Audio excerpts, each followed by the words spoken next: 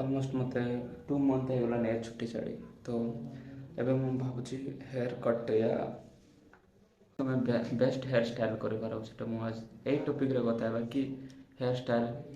कोटा तुम मन को मानि पारबो एक्सपेरिमेंट कर पारबो जल्दी। पहली बात तो तुम मन को तुम हेयर टाइप जान एग्जांपल हेयर टाइप ऊपर जानवर अच्छे जल्दी कि मोर सिल्की बाल मतलब जमती एत चुट्टी है कार कार कार चुट्टी करली थी बा केमती अलग टाइप थी तो मत बेसिकली नहीं कि बज कट तो मानब का नहीं छाड़ बज कट मानब नहीं सो मुझे ये कमेडी पार्ट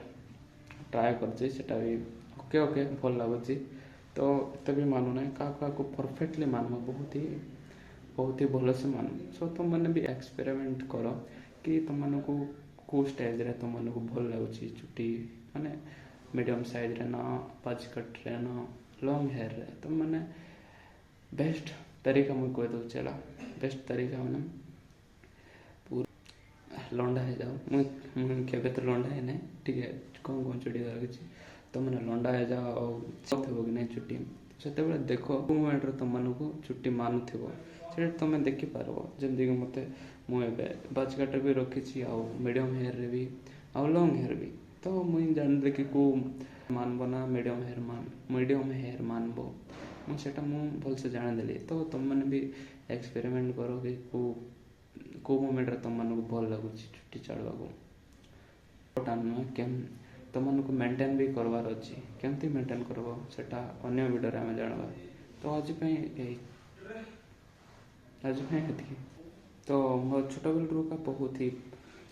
बहुत ही बड़ पर हेड मोर तो से पर हेड को कवर करा मत चुट्टी लंबा या मीडियम छाड़बार अच्छी को कवर करा कहीं ना भल दिशा मैंने फेस स्ट्रक्चर जमी तीनोटी पार्ट रे मैंने देखी पार्बा एमती जब तीनोटी पार्ट रे डिवाइड हो सामान इक्वाल थाए तो मैं बहुत ही अट्राक्टिव दिशब बट मो केस रे सेमती ना सो मोर एटा दुईटा लेवल मैंने मीडियम अच्छा आई एरिया आउ लिप एरिया तो ये ऊपरटा टे अनबैलेंस अच्छी से बैलेंस करने मत कवर करवा पड़ो से लॉन्ग हेयर या मीडियम हेयर प्रिपेयर करा छाड़वा को सो तुम भी ट्राई करो कि को